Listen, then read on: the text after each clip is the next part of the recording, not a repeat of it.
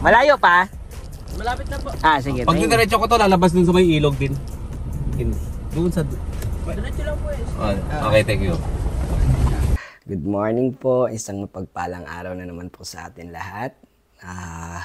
Today, pupuntahan namin yung isang community na prospect natin. Yung ocular natin yan.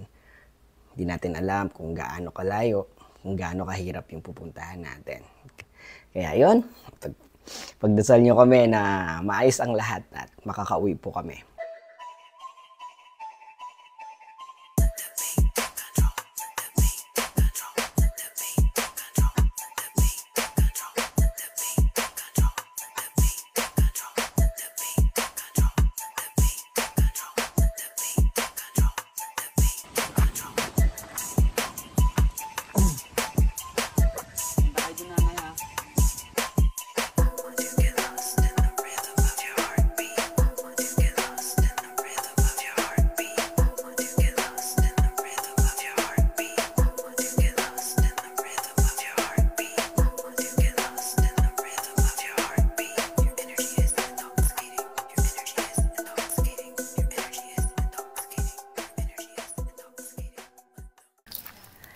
Andito tayo sa Sablang Elementary School. Tara, silipin natin. Tara.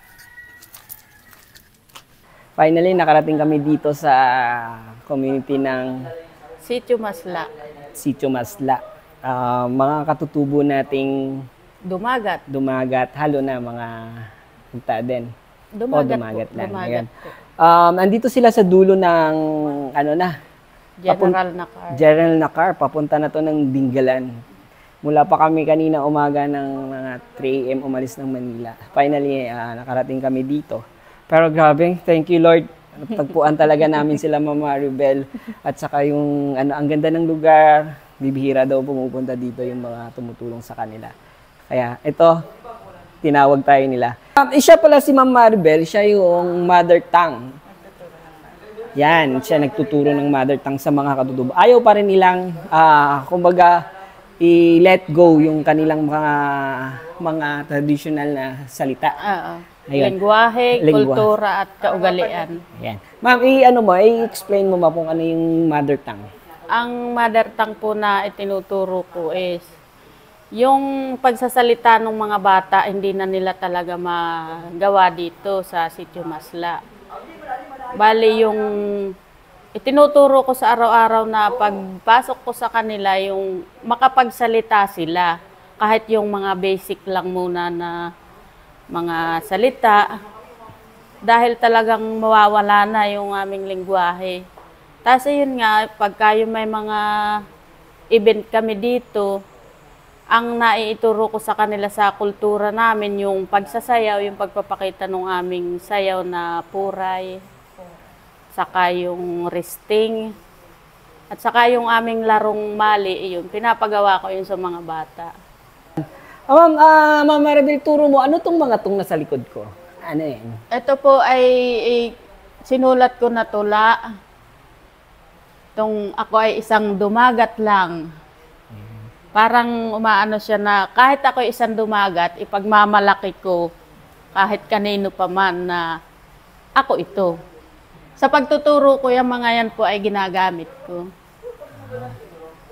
Ito naman yung kanta. Paano kantahin yan? Singit, tod, abe, ulo, paatuhod. Okay. Eto, paano to bigkasin? Ako ay isinla a dumaget. De puso, de esip, pati de pagkaagta ko.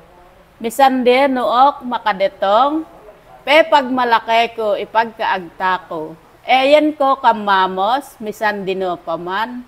Dumaget, inon iinapuan. Kaya ikamo akenuwa ko, mga anak. Uwet kamamosin, misan dino paman. Ugnay asabiin, ikitam ay dumaget. Ano ibig sabihin? Ako ay isang dumagat. Ako ay isang dumagat lamang. Nice. Thank you. Ako po si Rafael Francia. Mas kilala po ako sa tawag ditong si Papa Eng. Ako po yung tumatayong punong tribo dito sa aming lugar, dito sa Masla.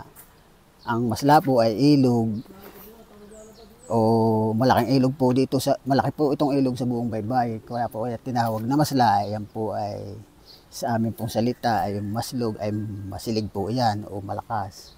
Kami dito ay unang-una may paaralan ng mga katutubo na kung saan ay ito talaga ang aming gusto dahil ang gusto po namin talaga yung aming mga anak ay makapagtapos ng pag-aaral dahil po sabi nga nung iba ang katutubo ay late pagdating sa kaalaman.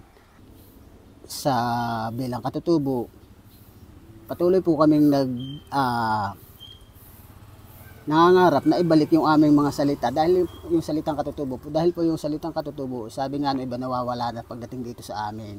Eh, siyempre, yun naman ay talagang sa pagkaalam ko nga ay totoo naman po.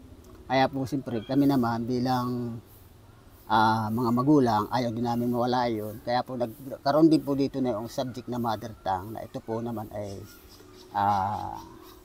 araw-araw din tuwing may pasok. Ito po ay may special siyang oras kailan tuturo doon po sa aming mga anak. At kahit nga po yung mga magulang na iba ay nag-aaral din dahil nga yun hindi na rin nila halos alam yung salita namin. Siguro yun lang muna sir yung aking maibahagi at maraming salamat.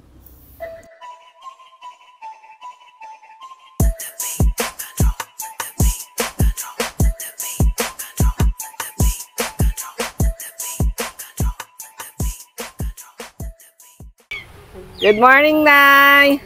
Kamusta, kamusta naman ang buhay niyo dito? Ayan. Ay sir, ang buhay dito sa amin, pag may bigas, nagtatanim kami ng gulay. Yung aming mga pang-ulam-ulam, nanguhuli kami sa dagat, saka dyan sa ilog. Pag marami-rami yung aming tanim na gulay, binibenta namin yung iba pang-ulam na namin. Kamusta naman po yung mga bata? Ay nakakapag-aral naman po sir, kaso lang po kulang sa financial. Siyempre po malayo yung bayan. Pag may project sila, kailangan pang magpabili o bumili doon sa malayo. Wala naman po dito kumpletong tindahan. Saka ayun nga po, wala dito school supply. Saka isa pa po sir, yung financial siyempre. Mahirap ang hanap buhay dito, pangingisda lang po at pagtatanim ang aming ikinabubuhay. Pag binagyo pa, wala na. Sira na, hindi na makakapalaot, sira na ang mga tanim. Hi! Good morning! Hello po, good morning. Kamusta? Ayos naman po. Kamusta naman kayo dito? Okay lang sir, kahit pa paano naman po nakakausad-usad sa buhay. Ilan na anak mo? Sa pa lang po. Isa pa lang. Opo. And kamusta ang hanap buhay ng mister dito? Minsan po meron, minsan wala. Pa-side lang po. Wala pong permanenteng trabaho. Gawa po ng sobrang bundok itong lugar na ito. Ayun. Pupunta kami dito, kaya excited ba kayo na magkita-kita tayo muli? Opo sir, sobra.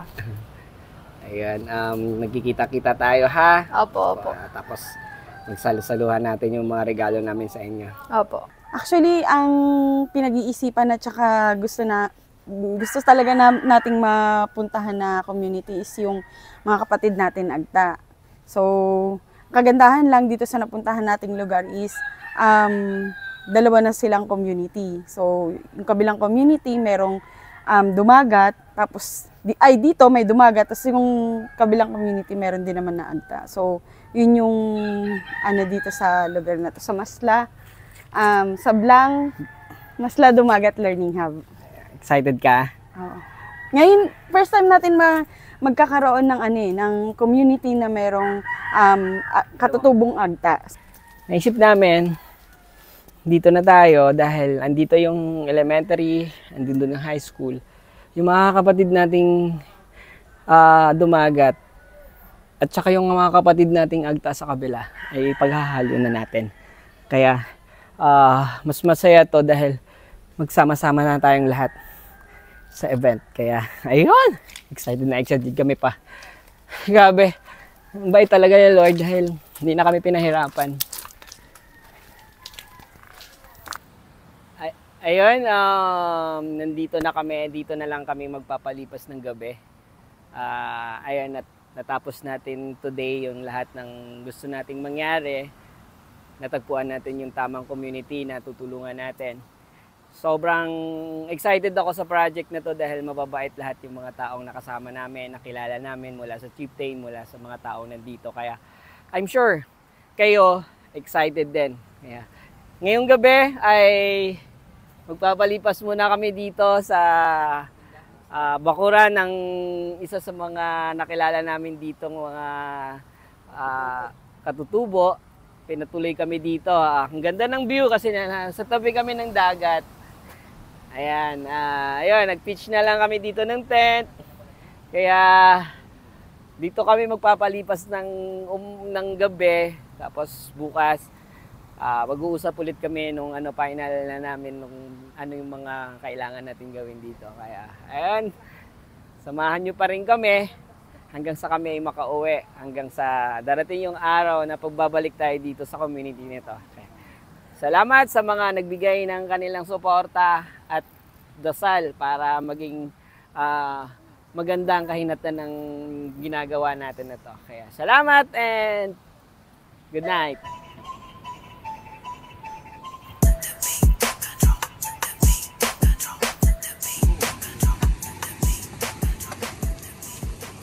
So yung unang community na pinuntahan namin, parang may tumutulong naman na sa kanila. So parang hindi naman na nila kailangan talaga yung baka mangyari pa, magkakaroon pa ng comparison ng mga binibigay.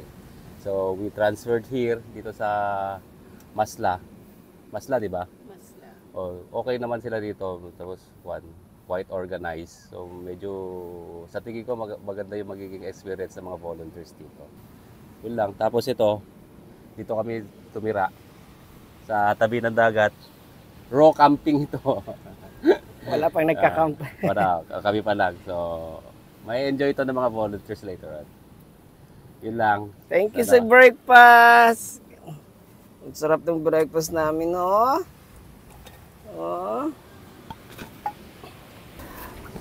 Ama, maraming salamat po sa napakagandang umagang ito. Salamat po sa pinotektahan nyo kami sa magdamag naming pagstay dito. Salamat at ibinigay nyo po sa amin ang napakagandang community ito, fresh, and sana yung gagawin namin ito ay makabuluhan para sa inyo. Ma-bless yung pong tungkod nito na magamit namin sa kalakasan namin hanggang sa pag-uwi namin. Salamat sa mga taong nakasama ko. Ang lahat ay magalang namin ibinabalik sa inyo sa pangalan ni Jesus. Amen.